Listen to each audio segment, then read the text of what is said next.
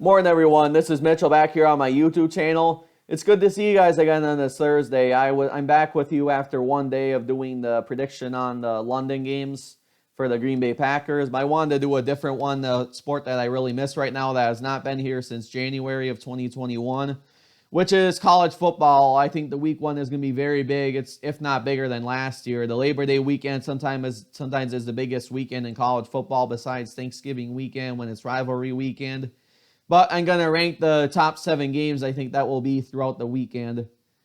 First, we have August 27th. It will be the sixth biggest game, I would say, is Northwestern and Nebraska. It's the first game ever in Ireland, and their teams are going to be traveling overseas. That's going to be a really big game to start the weekend. It's going to be a top game. It's not going to necessarily make Fox, but I think it's going to at least make game day. I think game day will at least be at that one just to start off the season. Two really respective schools that are starting to get better in the Big Ten, and after Wisconsin kind of goes down, those are the two teams that could win the Big Ten West throughout the future years to come. Those are the teams that have a very bright future, and Pat Fitzgerald's still sticking it out at Northwestern, which is a very big surprise. And then you have Nebraska, who's always on the fence about Scott Frost, so they're both going to play each other in an overseas game, so that's really an intriguing one. It's my last ranked game, but it's going to be good. And then the 6th ranked game, I would say is the Thursday before Labor Day weekend. It's a rare Big Ten matchup. Penn State and Purdue it's a Big Ten East versus Big Ten West showdown. But the fact it's in West Lafayette and Penn State's going to have a challenge like they did against Wisconsin and beat them on the road last Labor Day weekend. That's going to be good to have a little Big Ten matchup that day as well. And then Central Michigan at Oklahoma State. I'm only going to rank it 5th because Central Michigan in 2016 beat Oklahoma State off a Hail Mary in that same stadium. So they're going to be rematching from that year, and Oklahoma State's going to look for revenge, and tickets really cheap are at $20 that night. So I would have to say that's my 5th game because of their history of that, and I would like Central to win because my parents both went there. I have explained that before in my previous videos there. Illinois at Indiana, I would say my 4th ranked game because Illinois is growing over time, and Indiana, I think that's good that it's a Friday game compared to a Thursday game being a bigger game. So I would have to say that's my other ranked game.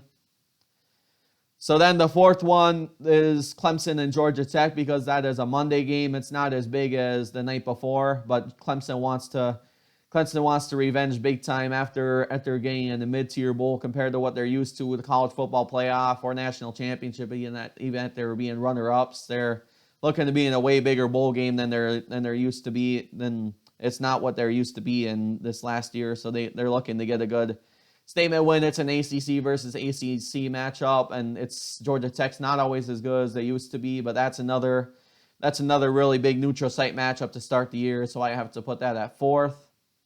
The 3rd one is LSU and Florida State.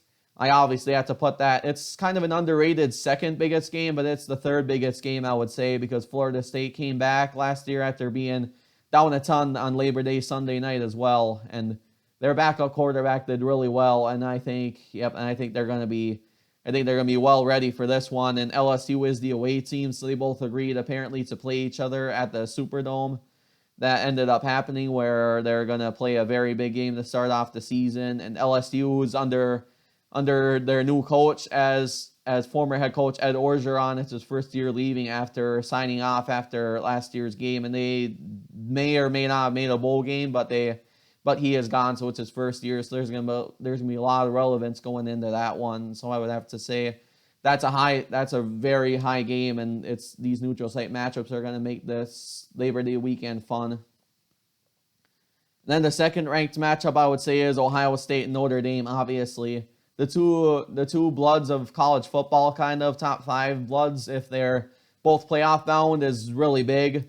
And then C.J. Stroud, I don't know if he's coming back, but I did not hear him going in the draft, so I think he's going to be back, and they're going to want to return to the playoff after missing last season, while you have Notre Dame, who wants to continue not being in a conference besides big ACC games to win really big games, and they could beat Ohio State and start off their season really well. So there's a lot of implications going into that one. And the game is in Columbus, so it's not going to be on NBC because every Notre Dame home game is on NBC. So I would have to say that's another Fox game, but there could be just one Fox game because I heard Fox already has the coverage for the Thursday night game, which is the Penn State-Purdue one. I explained that earlier, but they already have coverage for that one. So it's interesting which network they're going to choose for that one because there's only so many big games. I'm going to guess it's a 2:30 ABC time because they're going to have to work around that Thursday conference matchup to start the season.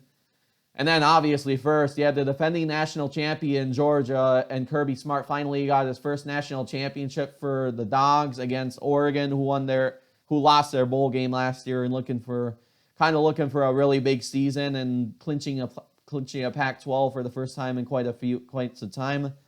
So this is really going to be a good one. It's at Atlanta, so Georgia's the away team, but they obviously both agreed to play against each other. So that could be a Saturday night game. It's highly likely to be. So there will be two ABC primetime games that are going to be very statements. And sometimes Labor Day is the best weekend of college football besides the rivalry weekend, Thanksgiving, because there is so much at stake and there's a lot of big games that can be on the way. And Georgia's losing their kicker after him being there a long time, blank ship. He finally went pro this year, so it's big that he's gone because they're going to have a very tough test against another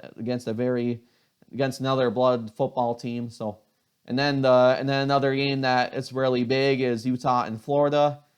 Florida's going to be under a new quarterback again as their past ones keep going pro. So. And then Utah is looking to go to the Rose Bowl, and they have not been in the Rose Bowl for a while. So both Pac-12 teams have to play really big name schools, so that's going to be a lot at stake early. And the Pac-12 teams end up getting on a good streak, winning these statement games. One of them can finally make the playoff with the Pac-12 not being as represented in the playoff. These games could really be a statement for them if they want to have that undefeated season, win these type of matchups to start off the season. I hope you all enjoyed this video. It's a sport that I really miss right now. I wanted to do a fun video and one that's really different compared to what others are doing out there. And have a great rest of your day and start to your spring and summer. And we'll see you on my next video. Bye.